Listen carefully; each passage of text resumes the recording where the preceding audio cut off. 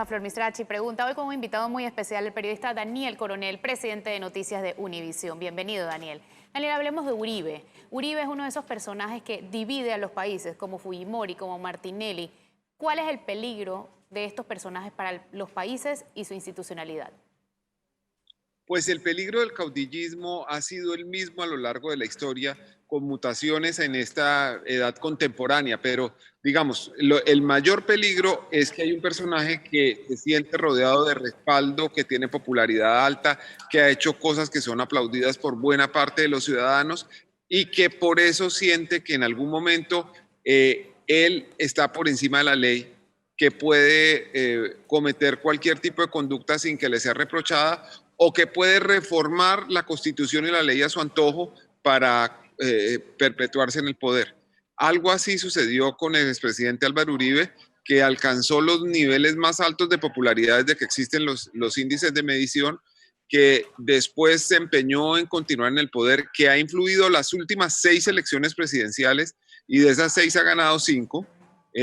Las 2 en las que él fue candidato, reformó la Constitución para permitir la reelección, que era algo que no estaba avalado por la Constitución colombiana. Después pasó otro periodo, pretendió elegirse nuevamente a través de un mecanismo de referendo que frenó la Corte Constitucional. Como no pudo, puso a su candidato como presidente, que fue Juan Manuel Santos. Cuando Juan Manuel Santos se rebeló, digamos, quiso pensar y tomar iniciativas propias, empezó una guerra con él, trató de ponerle otro candidato y otro presidente que perdió en la primera vuelta. En la segunda, Santos logró ganar muy justo y después, cuando terminó Santos, su segundo mandato fue reemplazado por Iván Duque, que era una persona absolutamente desconocida para los colombianos 2 años antes de su elección.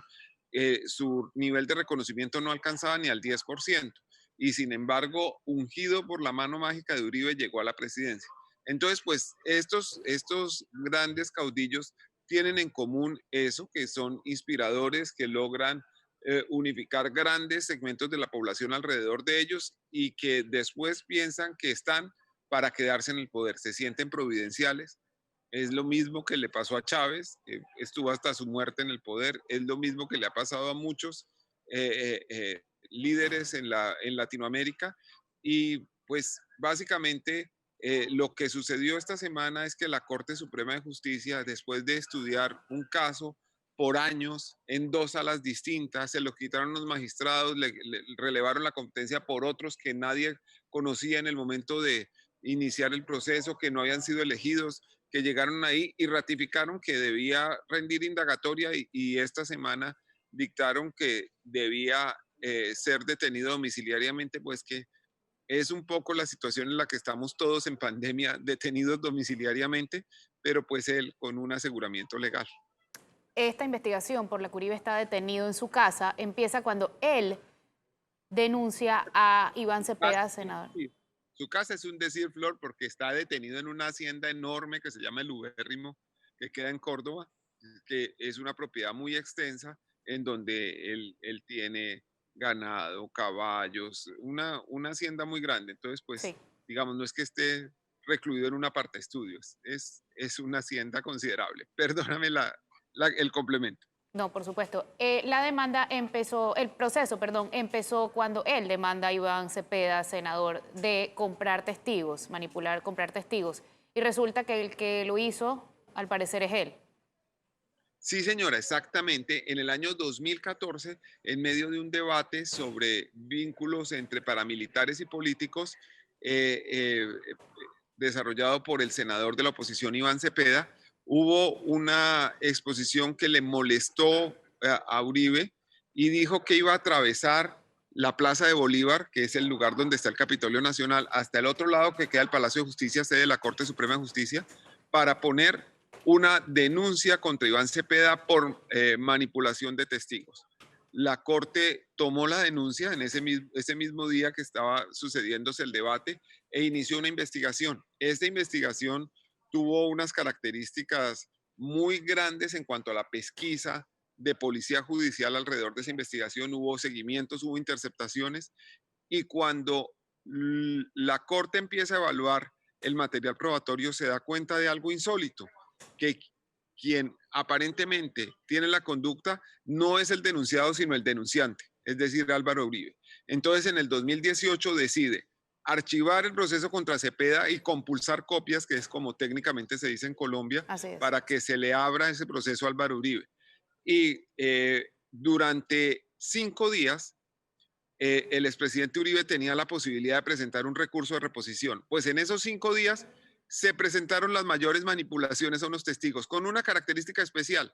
Uno de esos testigos, un paramilitar que había crecido desde niño en una hacienda de los Uribe, eh, graba a un abogado, Diego Cadena, haciéndole propuestas que se consideran ilegales, lo graba con un micrófono, una cámara escondidos en un reloj, y ese material llega a la Corte Suprema de Justicia, que a partir de ahí inicia una investigación, hay seguimientos, hay interceptaciones, hay pruebas de que había varios testigos presionados, algunos de los cuales recibieron dinero de parte del abogado Cadena, otros favores jurídicos, otros las dos cosas, y llama a indagatoria esa sala penal de la Corte Suprema Uribe. Pero mientras tanto, tan pronto la Corte Suprema de Justicia había abierto esta investigación, empezó en el Congreso, bajo el impacto de Uribe y de su partido, una reforma para quitarle el poder a esta sala de la Corte Suprema y crear otras dos salas, que eran la sala de instrucción y la sala de juzgamiento. Se crean esas salas, los magistrados iniciales pierden la competencia, los nuevos la adquieren y llegan un año después a la misma conclusión.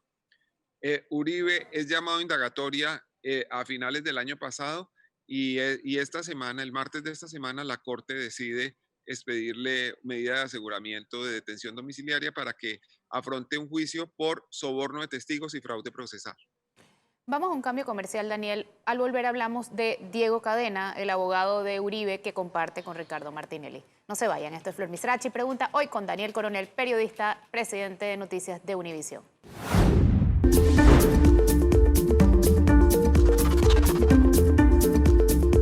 Ya de vuelta en Flor Misrachi Pregunta, hoy con Daniel Coronel, periodista y presidente de Noticias del canal Univisión. Daniel, tú has destapado varios de los escándalos que rodean al expresidente Uribe. ¿Alguna vez imaginaste este escenario? Pues sí lo imaginé, pero lo consideraba poco probable. Primero porque de todos los procesos que se siguen contra Álvaro Uribe en Colombia, que son más de 260, quizás este es uno de los que menor gravedad tenga.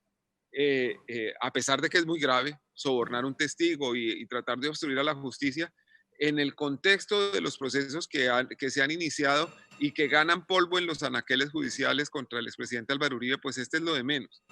Eh, y me parece muy particular porque fue por cuenta de un abogado que se llama Diego Cadena que el expresidente Álvaro Uribe quedó al descubierto y quedó expuesto. Y este es un abogado muy particular porque más conocido es por su habilidad para entrar a las cárceles, sacar cartas de presos, llevar razones para que influyan en un proceso, negociar con la justicia americana entregas anticipadas, pero no por su conocimiento jurídico ni por su solidez argumentativa en una audiencia. Él es básicamente un fixer, un arreglador, no es un abogado, digamos, en el sentido convencional de la palabra, aunque obviamente tiene una tarjeta profesional de abogado. Cadena es un tipo que arregla entuertos y que ha tenido una existencia laboral muy cercana a personas del bajo mundo. Y este es el mismo abogado de Así, Ricardo Martinelli. bueno, y del expresidente Ricardo Martinelli, que nos sorprendió con una foto de Cadena. Las fotos con Cadena no son motivo de particular orgullo en Colombia. Cuando vimos a Martinelli con esa foto, inmediatamente pues más de un signo de interrogación se levantó. Pero Martinelli en general ha tenido unos abogados colombianos que son bastante llamativos. En fin, en su proceso en Miami estuvo asesorándolo un abogado también muy cuestionado, que es el mismo abogado del testaferro principal, señalado testaferro principal de Maduro, Alex Saab, que es Abelardo de las Priella. Él dice que renunció hace un tiempo cuando pusieron a Alex Saab en la lista del Departamento del Tesoro y Ujú. que ya no lo defiende, pero no ha podido mostrar el documento que acredita esa renuncia. Como sea, Abelardo de la Espriella y Diego Cadena hacen parte de un grupo muy particular de abogados y Diego Cadena en especial viene siendo cuestionado por las cosas que dice, por los clientes que maneja y por su papel en este proceso de compra de testigos en el que presuntamente está involucrado tanto él como el expresidente Álvaro Uribe. ¿Cuál es la relación de Álvaro Uribe con Ricardo Martinelli? ¿Qué tienen en común aparte del abogado? Bueno, son parecidos, son hombres muy poderosos y muy influyentes en sus respectivos países.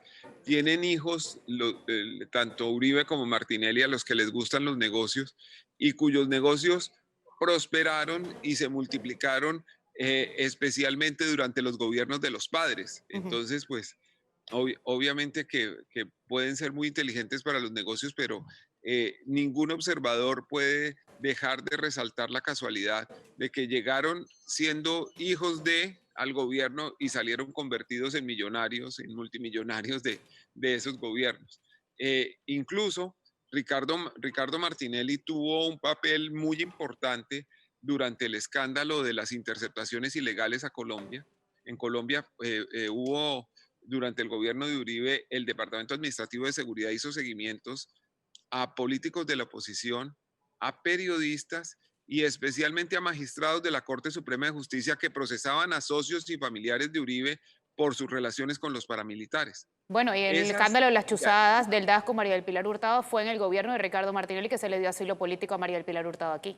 totalmente, así es. Y digamos, en Colombia se recuerda especialmente ese episodio porque pues no era la señora Hurtado una perseguida política, era una altísima funcionaria del Estado que le reportaba directamente al presidente involucrada en el uso ilegal de herramientas de inteligencia con el fin de perseguir periodistas, altos jueces y también políticos de la oposición.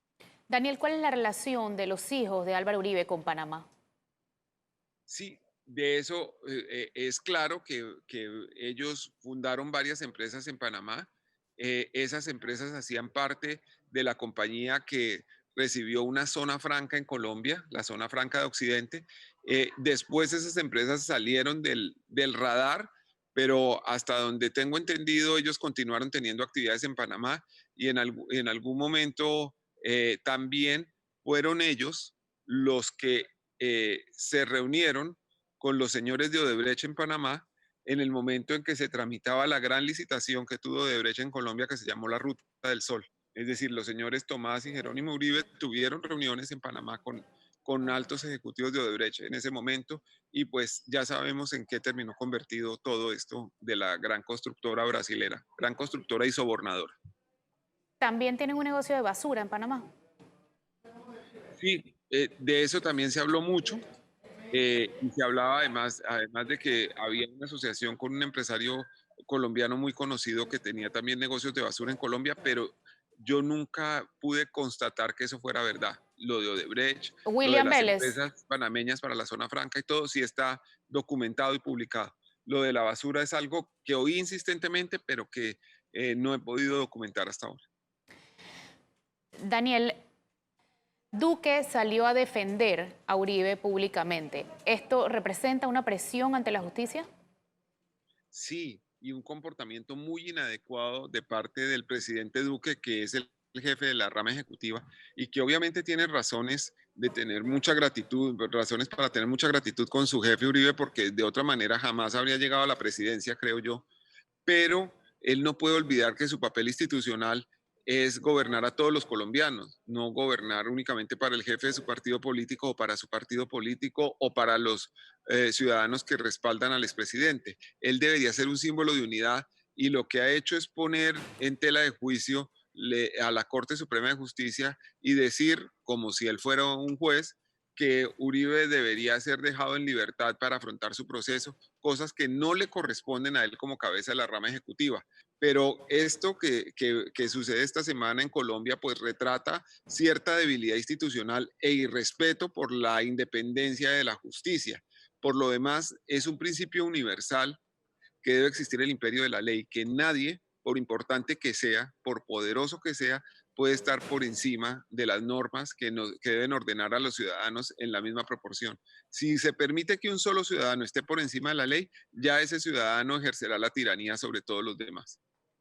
Vamos a otro cambio comercial. Esto es Flor Mistrachi Pregunta, hoy con Daniel Coronel, presidente de Noticias de Univisión. No se vaya.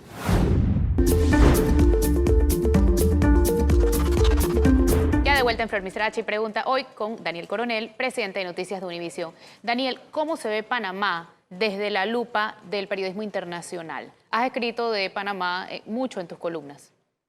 Sí, he escrito algunas veces y tengo mucho afecto por Panamá. Tengo por costumbre visitar Panamá frecuentemente, pero me ha encantado Panamá en muchas cosas y en otras las veo con preocupación. Por ejemplo, veo con enorme preocupación el embargo de la prensa por cuenta del expresidente Ernesto Pérez Valladares. Me parece que el hecho de que exista un litigio estratégico contra la participación pública en Panamá y que eso no esté previsto en las normas, que se esté permitiendo acoso judicial contra quien quiere informar sobre un personaje de interés público al punto de permitir el embargo de bienes de la empresa periodística es algo que habla mal de la democracia panameña y que pone una luz de la comunidad internacional sobre Panamá. Eso no debería ser admisible, no es aceptable de ninguna manera en una democracia. Se debe menoscabar la función de la prensa o se debe limitar el escrutinio público sobre los hombres con poder. Yo confío en que eso va a tener un trámite adecuado en la justicia panameña y que se va a hacer lo apropiado para evitar que hombres con poder pretendan impedir el escrutinio público sobre ellos, sobre sus acciones y sobre sus omisiones. En general, yo creo que Panamá tiene muchas cosas buenas para enseñarle al mundo y que ha sido un ejemplo para la región en muchos aspectos, pero he visto con preocupación cierto deterioro de las costumbres políticas, ciertos eventos de corrupción que han tendido a volverse normales y casi que paisaje en Panamá, y sería muy bueno que existiera tanto una labor de la justicia mucho más activa como una labor del periodismo también dinámica en la denuncia y en poner a la luz este tipo de abusos. Para que eso suceda es necesario que la prensa esté rodeada de garantías. Daniel, tú eres periodista colombiano y hace unos años te mudaste a Estados Unidos. Cuéntanos por qué. Bueno, realmente ha sido en dos momentos distintos. En el año 2005 tuve que salir por amenazas de muerte, por un trabajo de periodismo de investigación en mi país, y amenazas de muerte que se concentraron en mi hija, que en ese momento tenía 6 años. Fue una etapa terrible. Tenía el pelo negro y se me volvió así, de este color. Después pasé 2 años en Estados Unidos, en California. Tuve el privilegio de contar con la protección y el abrigo tanto de la Academia de Estados Unidos, las universidades de Stanford y UC Berkeley, que me recibieron con especial afecto y que nos recibieron a mi familia y a mí, y también de la prensa americana. Transcurridos esos 2 años y por nostalgia del periodismo volví a Colombia y estuve 3 años donde la pasé bien dentro de lo que era posible pasarla, pero después estos temas de seguridad se estaban empezando a volver agobiantes nuevamente cuando tuve la maravilla de recibir una oferta de la cadena Univisión de Estados Unidos. Vine a trabajar aquí y ya casi voy a completar 10 años trabajando en este lugar maravilloso que ha sido un lugar de aprendizaje para mí. He tenido la posibilidad de trabajar al lado de un equipo realmente excepcional que me ha enseñado mucho y que ha cambiado mi perspectiva del oficio. Todo este tiempo seguiste activo en Colombia a través de tu columna en la revista Semana. Esto terminó hace un par de meses y ahora hiciste Los Danieles. Cuéntanos un poquito de esa salida de Semana, que fue escandalosa, y entonces ahora tu nuevo proyecto, que ha sido trending topic todos los domingos. Sí, pues realmente en Semana escribí 15 años, estuve muy feliz, pasé momentos maravillosos, pero escribir también significa tener la posibilidad de discrepar. y discrepé 2 veces de semana y las 2 veces me despidieron. La primera vez porque eh, reclamé públicamente porque Semana había omitido la publicación de una información muy importante para Colombia sobre unas directivas de militares muy peligrosas para los civiles en Colombia y tuvo que hacerlo el diario The New York Times de Estados Unidos y por eso publiqué una columna que se llamó La explicación pendiente. Yo ya había dado por terminada mi vida como columnista, pensé que estaba bien, yo soy esencialmente un periodista de televisión y ahora de medios digitales, y entonces empecé esto sin mayor expectativa, con buena voluntad, pero esperando que no iba a durar mucho tiempo, y se volvió un pequeño gran éxito.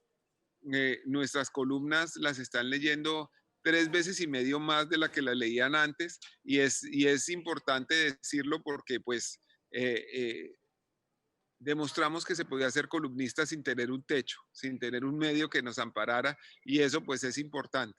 Y por último, Daniel Cortito, ¿crees que el manejo de la pandemia por parte de Trump le pasará factura en las elecciones?